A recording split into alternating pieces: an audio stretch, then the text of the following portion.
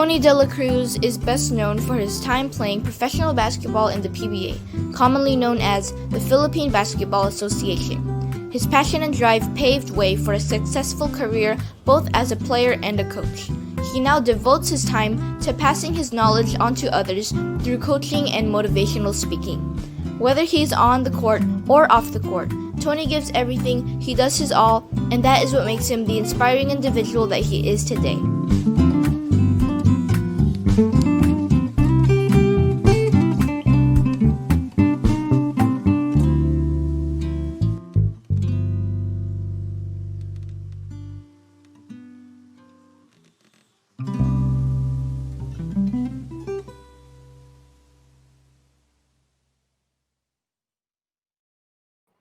Hi guys, and welcome to another episode of In Love With Me, where we feature inspiring individuals who will share their amazing stories. I am your host, Mafae Velasco, and for this series, our topic is passion and purpose. For this episode, we have an empowered man and dad, professional basketball player and coach to motivate us to take action. So without further ado, let's welcome the amazing Tony Dela Cruz. Hi, Tony.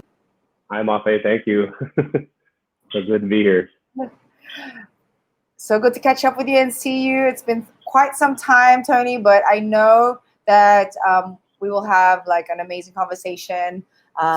We are somewhat in the same career in where you're motivating others through your story, through the challenges that you've been through, and motivating people to be their best versions of themselves. So before I ask you what you've been up to during this quarantine period, can you share with everyone on how you are that empowered and inspiring man that you are today?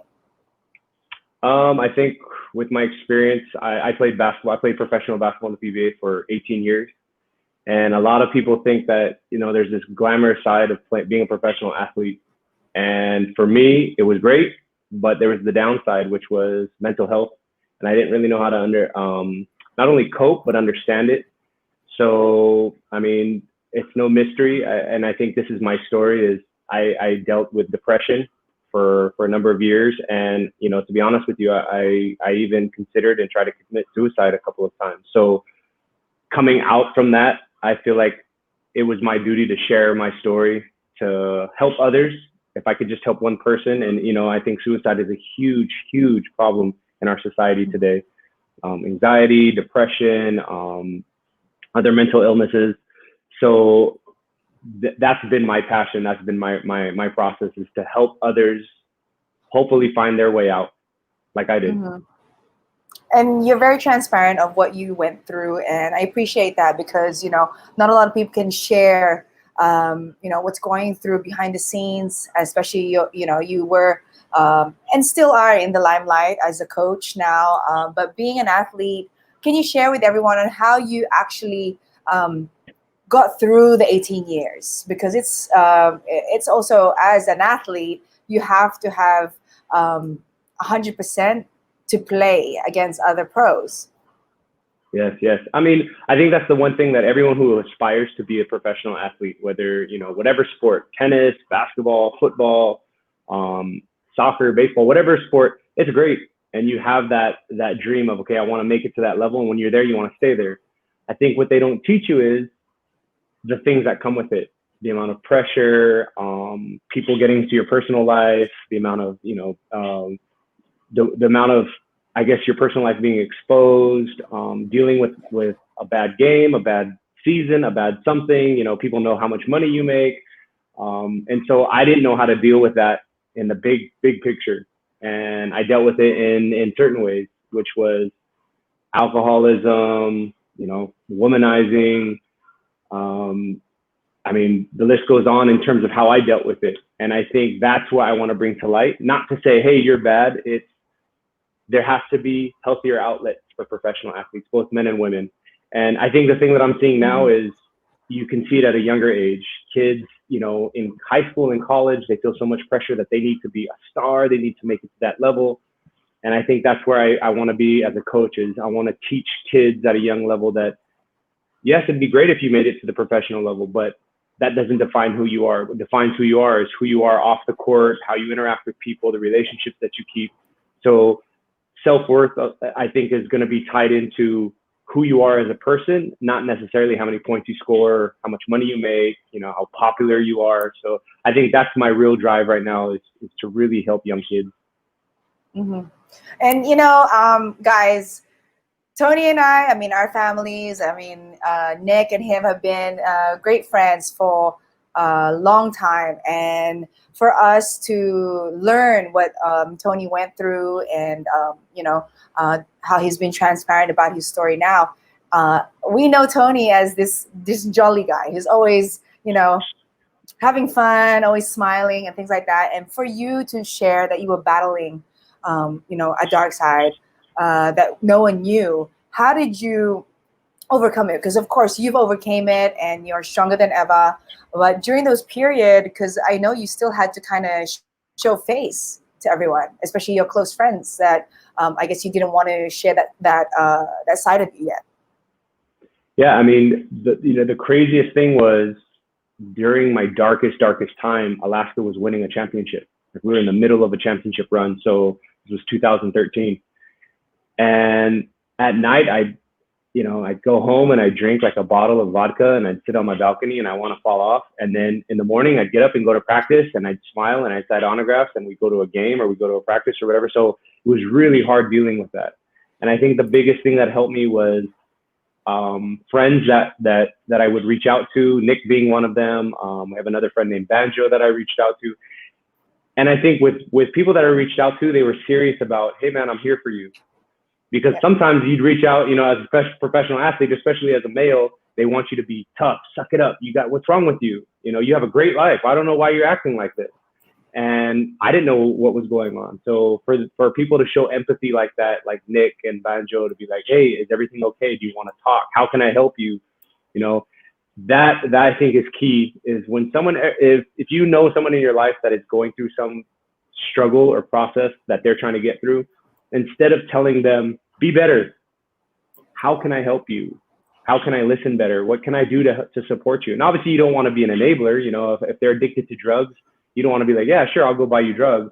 It's more, how can I get you help, right? So I think that's the biggest thing, is you have to have a good resource around you. And if you don't, the best resources is yourself. You just have to dig deep. You really have to dig deep and you have to get through those tough days. But it was a blessing to have people like Nick in my life, Banjo. I have a couple of other people that were very empathetic and were there to, hey, how can I help you? How can I listen? It's crazy too. Like our good friend Joy, who is the wife of Mike Cortez, invited me and you to speak at the college that she was going. Remember that? That's right. And yes. You actually spoke a little bit about it already. And I didn't know that you were really deep into what you were going through. So when you shared that, and I was kind of like in shock. I was like, wow, Tony's really going out there. Like, but I guess for us as close friends, we kind of we thought you were just joking around and this and that, but you actually were kind of raising your hand. Hey, I'm going through this. But then what's funny about that? Sorry, what's funny about that? That it's funny you brought that up, because that moment was the first time that I really not only went out and started public speaking, but that was the first time, and I have a story with Mike Cortez and Joy about that, where I went on before you. I remember that. And as I was speaking, the kids were so rowdy. I know you remember that. And they were rowdy and they weren't paying attention. They only had videos.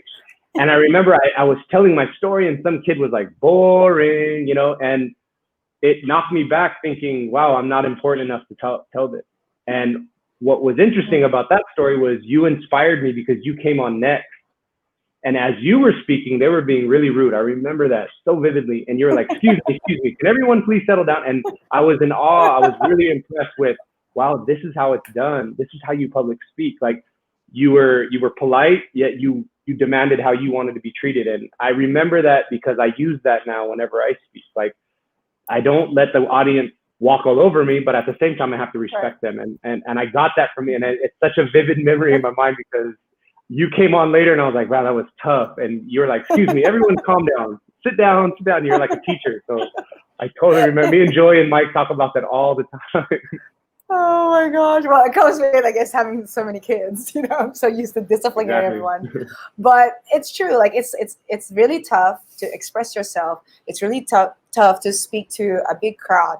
But at the same time, it's like maybe because with me, and like you said, it was like one of your first public speaking experiences. For me, it was like, okay, I knew my why. I knew what I wanted to get across to these young people, because I could be saving maybe one or two kids there, but they don't have a voice yet. So for me to be their voice and tell other kids, hey, be quiet, you know what I mean? And I think that's where I think you're Absolutely. there already.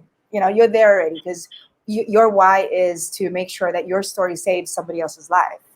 Um, During that time, Hopefully, I yeah. was already like, I was already there, and I already knew. I guess I already had experiences where kids were sharing your story to me, and to my feeling to that. Of course, I was scared because it was like, oh my gosh, they're putting their lives in my hands so that I can kind of, push them into a good situation. Though at the same time, hey, I'm only human. I'm not a doctor. I'm not a psychiatrist. I'm not a, Exactly. those things go through your mind. But at the same time, maybe it was God also saying, no, Mafae, you can do it. Like for you, Tony, that was your kind of like maybe going through me saying, look, watch Mafae, you do that so that they will listen. Yeah. No, But definitely. no, I didn't know that. That's crazy, but thank you. And but I do see you, admiring you from a distance, sharing your story, inspiring others, and of course, now as a coach, what is the most rewarding part of you being a coach, having to mentor pro athletes also, and somewhat in the same journey as you? I think the biggest thing is, of course, you want to see an athlete, do well. Like, our goal is to win every single game, every single season. You want to win a championship. But I think I get the real joy out of knowing that off the court, I can talk to a player. Because during this whole time, like, I started studying, I ended up becoming a life coach. So I'm trying to now infuse life coaching with basketball coaching. So, and if you're not familiar with life coaching, or for the audience that's not familiar with life coaching is not telling someone what to do. It's listening to what their struggle is and then helping them find the best decision for themselves by asking open-ended questions, and you become a listener. And so I do that now with the players. And so it's not about, hey man, what's wrong with you? Why aren't you making your jump shot? It's, how are you? How does that make you feel? What's going on? And then a lot of times they're like, wow, no one's ever asked me that. And then I find it where they'll text me later and be like, hey, thanks. Do you think we can talk again? And I feel like that's where I can make an Yeah. impact one-on-one like that. And, I think being a professional athlete has shown me that, especially males, I think are some of the most insecure people when it comes to athletics, because we're being judged constantly. And so if you put up this wall all the time, how are you going to let people in? How are you going to be vulnerable? And so I'm trying to break down that wall with other athletes and say, hey, it's okay to be vulnerable with other people other than maybe your girlfriend or your wife or your significant other. And now let's have a real honest conversation. And so, so far so good. I've had some really great interactions with a lot of the players where they'll want to sit and talk with me. Again, and I tell you, you just said it. I'm not a psychologist. I'm not a doctor. I can't prescribe medicine. I definitely know that if this is above my head, if it's something really serious, I can say, hey, I can get you the resources that you might need. But again, I'm not there to tell them you're bad, you're good. I'm here to support you. And I think that if you approach someone like that, that's where they really open up and they really trust you. Yeah, and I think that's really key, most especially now. A lot of people's morale is a bit low. So when you are intentional about reaching out and asking them, "How are you?" I mean, it's a simple question is actually said or asked every day of our lives. Like as it's like a hi, but no one really looks deep into it, not unless you really you really listen, right? And For sure. with you sharing that. Knowing what you know now, what would be your biggest advice to yourself if you had this kind of wisdom back when you were having a hard time? I guess to believe in myself a little bit more. I think I was so insecure as a young athlete that I always wanted to prove myself, not only to the coach, but to all my friends and my peers and my group. And so I would act out of character in terms of like, I have to show everyone. And a lot of times, like, I would work out extra because I needed to show everyone how great I was or how good I thought I could be. And obviously there's nothing wrong with that, but I think my approach now is you have to believe in yourself regardless, that you do deserve to be there. I think that was a lot of it. I thought I didn't deserve to be there. I was always undeserving, and I was always undeserving. If something great happened in my life, don't get too happy because something bad's going to happen now. And I didn't deserve happiness. I didn't deserve good things happening to me. And I think it's total BS. Everyone deserves great things. You have to go out there and attain it. You have to work hard. But I think that's the mental block right there for me. And a lot of people is why I'm allowed to smile. I'm allowed to feel good. I'm allowed to enjoy my family. I'm allowed to enjoy what I earned instead of being cut down all the time and I'm not good enough and this is stupid. So I think that would be the one, is to tell myself, you deserve to feel happy. You deserve the best. Go for it. So now, our topic is passion and purpose. So to me, I feel as though you found your purpose, right? But in your own words, what would be your definition of passion and purpose now? Passion to me is doing something even if it was free. Passion is if you are getting paid $1 to do it or you're getting $10 million to do it, you would do it because you loved it. And obviously athletes get that when they're in the gym working, or, people that work in charities, they get that when they're out there, on the front line. You look at our frontliners in healthcare, it's a passion. They're trying to help people and save people's lives. Passion is about doing something when no one's looking and you're going to give it your best. And when you're tired, you're sick, you don't feel good, you're going to do it. That's passion. Purpose, I think it's a great compliment to passion, because once you are passionate about something, you're very purposeful with what you do. And excuse me, I think that's what it is you have to find that passion first and purpose will follow. Mm-hmm.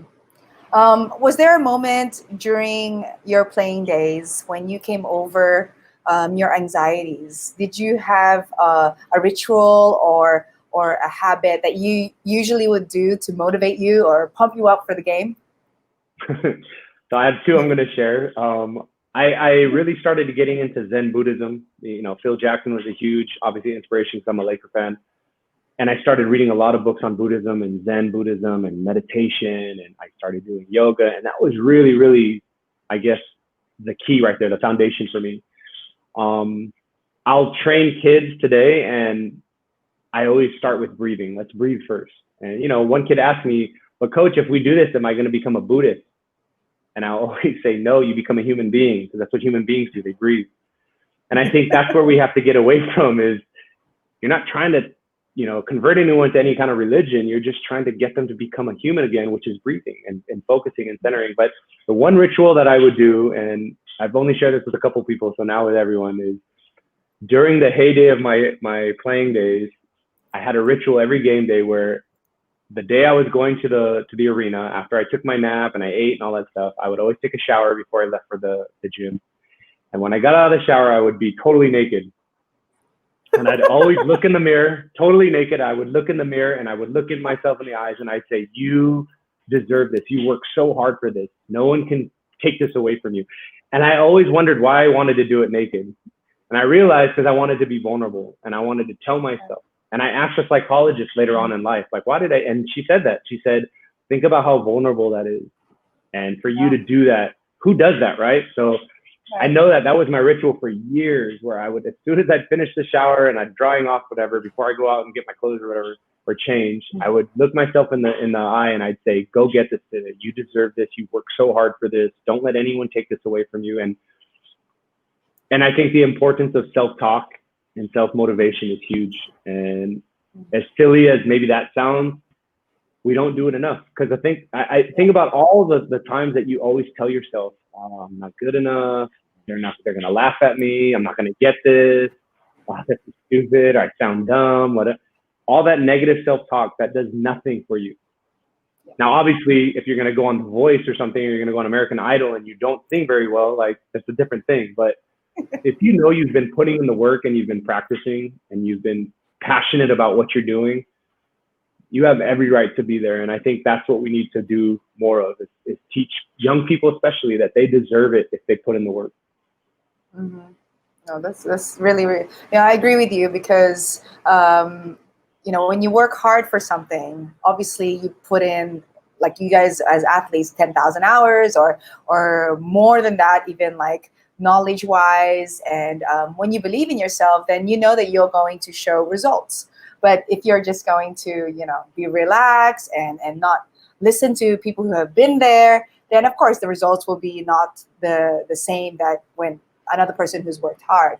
So for you, Tony, like you said, you put in extra time and effort working, and we saw you. Like Nick would always praise how, Tony's like the one always running. You know how when you go, what do you call it when they sub you out and then you like run to the bench? Sprint, it's yeah. Like, man, Tony runs so fast to the bench. Don't you like do it the other way? Because no, that's like, I guess in America, that's what you're taught or whatever. But you're really the only one I see do that, like in the PA.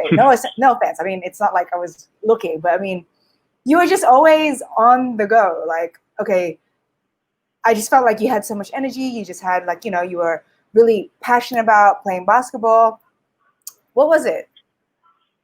I think it's habits. I mean, it was a habit that I was taught in high school, but for me, I think anything in life is about habits. And you don't want to use the word good and bad, but you have habits that are going to help you and you have habits that aren't going to help you. And like, think about it with money.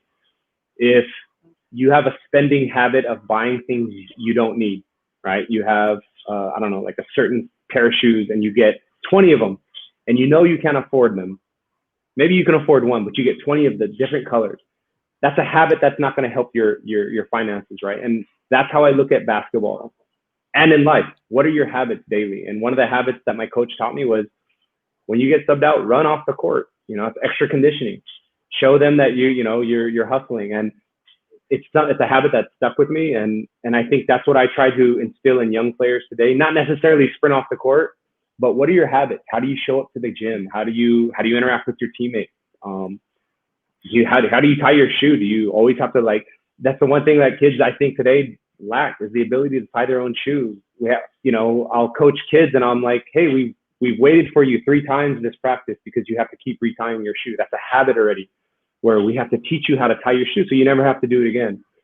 And I think that if you can have more good habits than bad habits, at the end of the day, you're gonna benefit more and you're gonna succeed further, as opposed to if you're always doing habits that, like you're lazy or you're disrespectful. That's not gonna go a long way, and you're not gonna find that much success.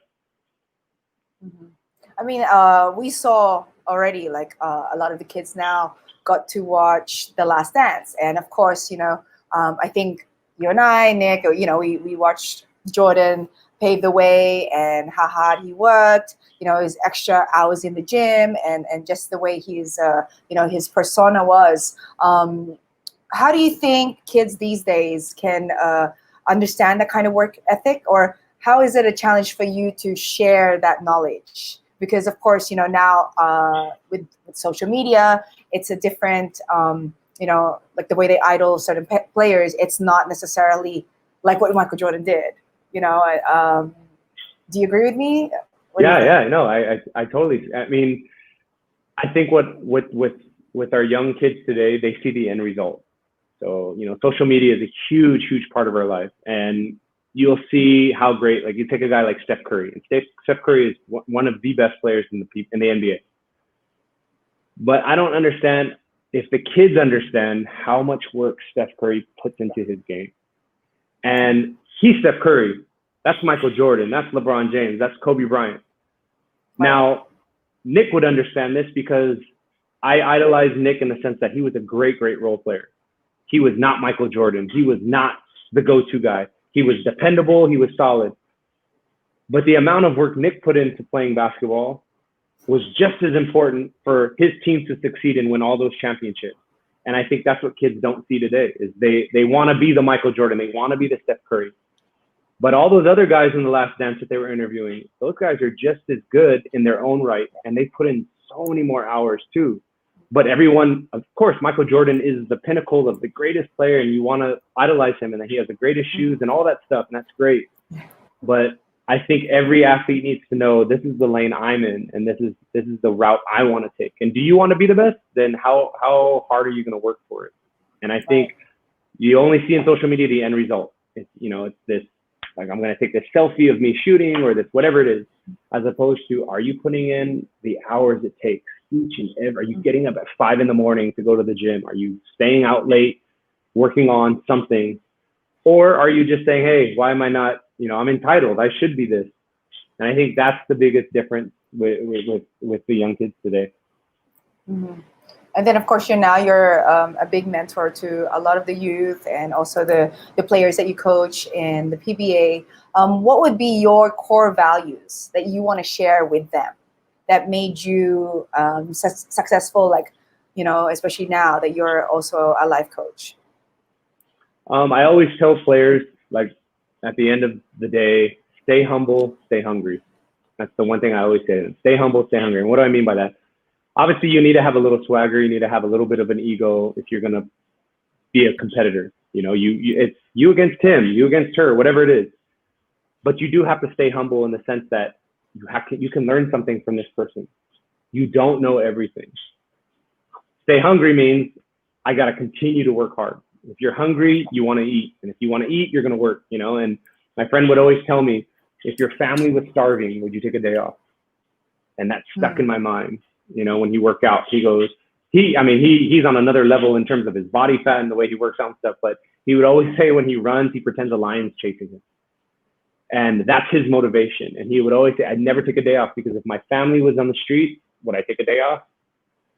And for me, that stuck with me. Is that a healthy approach? Maybe, maybe not. I'm not here to say that, but it definitely is. If you want that end goal, that end result, how much are you willing to work? But I always ask, stay humble, stay hungry. And I think that's the mantra that I try to live by myself. Mm-hmm. No, that's good. I agree with all that, what you shared, because not a lot of people know, especially the young ones, on how to really achieve that goal. Like you said, they only see the end result when it comes to social media. So maybe, learn from people like Tony, learn from people who have kind of paved the way on why they are the way they are. I mean, the way that you even share, like, your own story, a lot of people probably do not know that. And you're here, and I'm grateful for you for sticking to it, Tony. We're so proud of you. It's been good times when we would hang out with the families, and even just, when we hang out around Manila. But at the end of the day, I think our calling is to now express the power of the voice, which is what you're doing. So do you have any projects going on, especially during this time, that you can invite everybody on? Well, I mean, with the quarantine and the COVID situation, obviously things slowed down. But before this, I am a life coach. I do coach one-on-one, and I have a couple of clients. And obviously everything is confidential. Mm-hmm. And I feel that's my calling, is to reach people on a more personal level. I love connecting like that. Me, in the sense of trying to do something bigger in social media, that's not really where I feel comfortable. And I'm not knocking it for anyone that's doing that. I definitely want to reach people, but I want to reach them on that personal level. Speaking engagements, I'm always open. People, I've done a couple during the quarantine. I spoke to a couple of companies, and it was really a cool experience. This is a new experience for me, being interviewed like this. But as of now, I know my biggest project is surviving this. Getting through this. It's a tough. I understand this is tough for everyone, because from paychecks to not knowing if you're going to have a job, to your income is low down. You might get kicked out of your apartment, your condo. Healthcare situation. You pray that you don't get sick, and if you do catch COVID, you pray that it's a mild case. And you get over it and you don't spread it. So I think right now I'm just I'm in survival mode, and I'm there to support who I can support. And if people want to reach out to me, it's okay if you want to share my email. And that's how that's kind of how I roll. Like, I don't have social media, and people that have approached me and said, hey, you know, you can get so much more business, or you can get so many more engagement if you have social media, and we can build this and build that. And I understand that. But for me, I like this one-on-one, you know, connection. And if maybe someone reaches out to you and says, hey, do you know a Tony Dela Cruz? Yeah, I can connect you. I want it to be very organic that way. But I understand that I do hurt myself not having social media and a Facebook page where people can reach out. But I'm willing to take that hit, because this is what I want. I want this interpersonal relationship with people that I trust and I know and I care for and I rely on. And then when you go out and speak about me, yeah, I know who he is. I can vouch for him. And I think that's valuable. And that's why I'm grateful that you just hopped on, because this is my way of sharing you to everyone. So don't worry, guys. Reach out to me, and I'll make sure that I'll refer Tony's credentials, his email, so that if ever you guys need advice or any more questions in regards to mentoring for him as a life coach and also basketball, I'm sure Tony is more than happy to help you out, most especially at this time. And speaking about this time, Tony, have you learned anything new about yourself going into, I think, our 5th month during Longtown? You know, I learned, to be honest with you, I just learned so much right now in this conversation, because, and I think it's something that I needed to do, is I didn't know I was this passionate about helping others, or I didn't know I was this passionate about reaching out to people. And you put a name to it. You're like, this is passion and purpose. And I'm like, oh, that is right. And again, it's my own self-sabotage of I'm not worthy enough. I have to be humble about it. Where you claim it and you said, no, you are helping people. This is your passion. This is your project. This is your purpose. So right now in this conversation, I learned that this is what I need to do to help others. And do I want to make $10 million a day? Yeah, absolutely. Who doesn't? But that's not what my drive is every morning. My drive every morning is to, at the end of the day, say I had a great day. I connected with people. I had great relationships. And maybe I did help somebody. Maybe somebody was feeling down, and maybe today was the day that they changed their mind about maybe not hurting themselves or taking a different route in their life. Hopefully, that's the goal. Mm-hmm. And, like with that, I'm going to be always here for you, Tony, to support you, because this is my passion too. Like you said, you do things for free. Hey, it doesn't hurt to get paid also, but at the end of the day, it's how do you have that impact on another person? Are you going to be able to save their lives? Are you going to be able to help enhance their abilities to be that domino effect? And I really appreciate the fact that you're very transparent. And I see the reason why you want or to connect with people in a one-on-one basis, because that's where, others will feel more comfortable sharing their thoughts, sharing their experiences, and with what you've experienced and what you've overcame.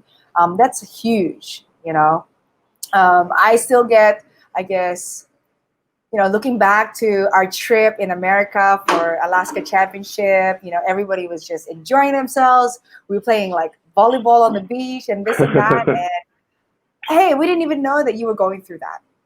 Right. And when I did find out from Nick and this and that, I was like, what?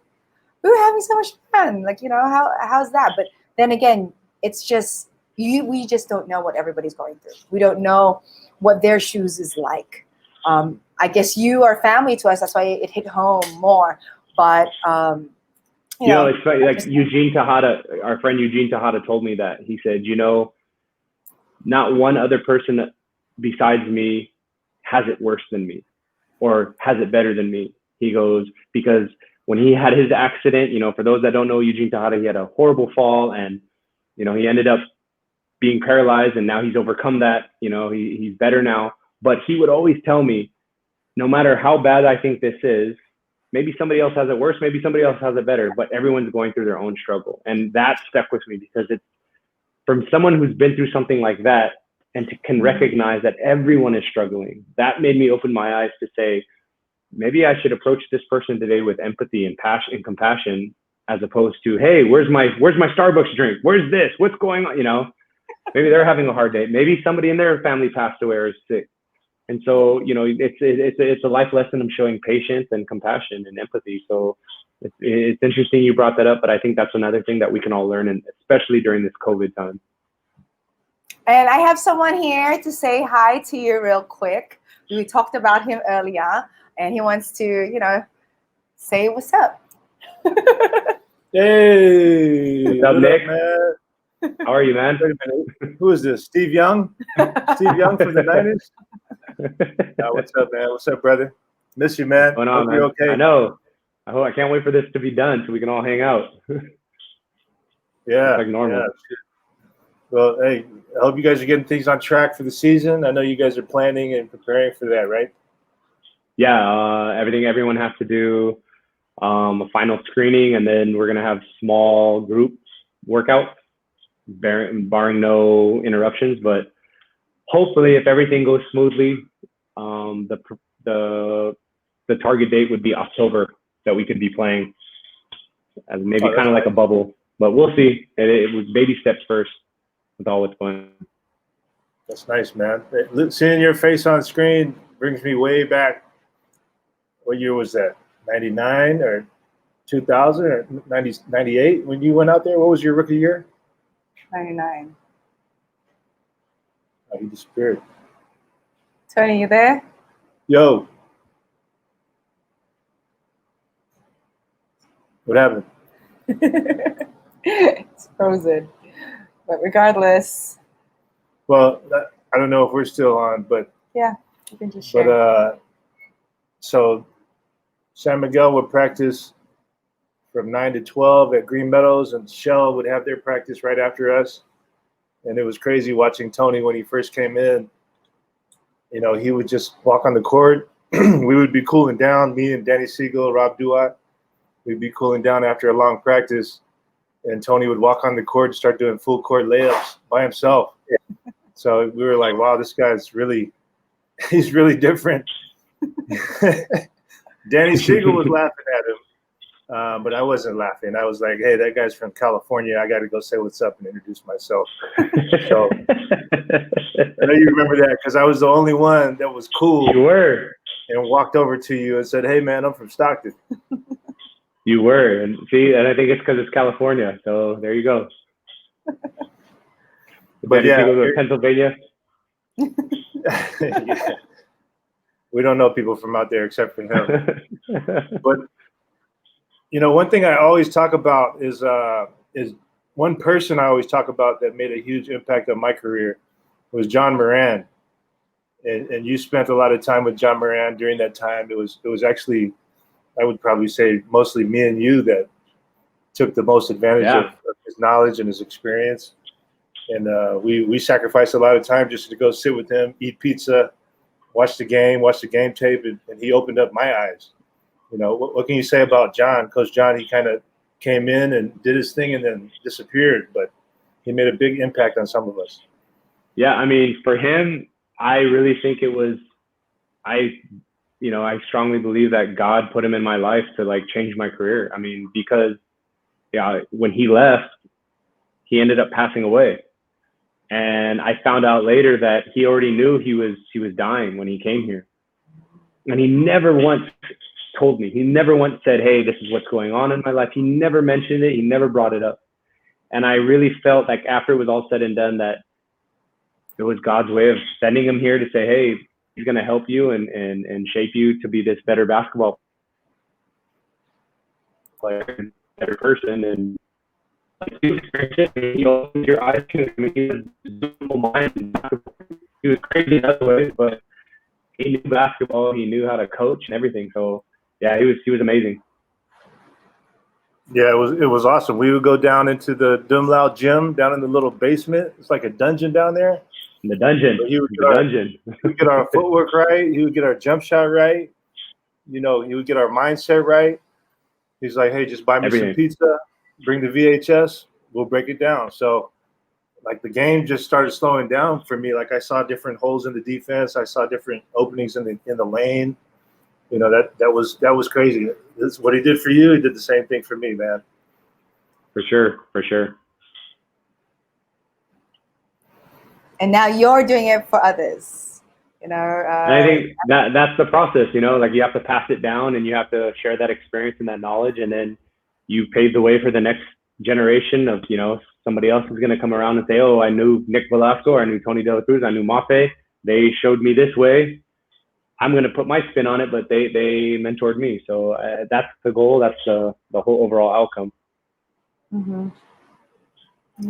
No, that's it, man. Hey, man, I love you, man. And I'm thankful for all of our basketball experiences together, all of our off-court experiences together, all the road trips. It's been amazing, man. I'm looking forward to more. So let's get this COVID thing out of the way and get back on track. Yes. Yeah, man, I love you guys. Thanks. I'll let you guys Thanks continue. for having me. But I got to run. All right. Yeah, before we wrap up, Tony, do you have any shout outs or any other last words of wisdom that you want to share with everyone, you know, just before we sign off? I think the biggest thing is to just continue to put your head down and go. Right now, it's a tough time for everyone in the world with COVID, but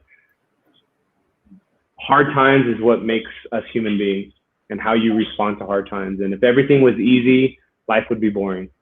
And when you go through struggle, when you fail, that's the best way you're going to learn. That's the best way you're going to learn about yourself.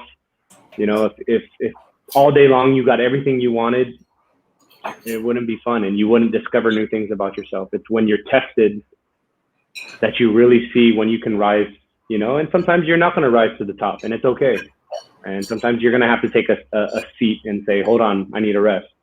But at the end of the day, you got to keep going, and you have to continue to go through the struggle. And when you struggle, you're going to learn, you're going to grow, and you're going to become a better person. And I think that's what it is right now. And just show compassion to not only your neighbor, but show compassion to yourself, and just continue to show self-love. And I think that's what we need today. More love than hate. And I think we're going to get through this. Mm-hmm. And we want to say thank you to everyone who's tuned in. Alex, thank you for your comment. I've always believed in it. In expect for the worst, prepare for the best, but it's just draining. Can totally relate. So she can relate with you. I want to say hi to my mom in Australia, always tuned in. Thank you for supporting us. We have Joe Fish all the way from Singapore. Hi, Joe. Oh, nice. And what's up, Joe?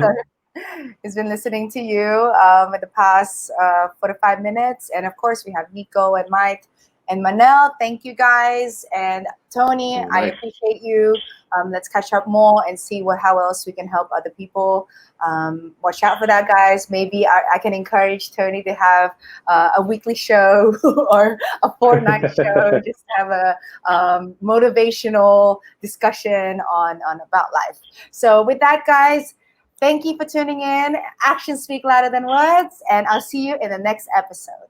Thank you, Tony. Thank you.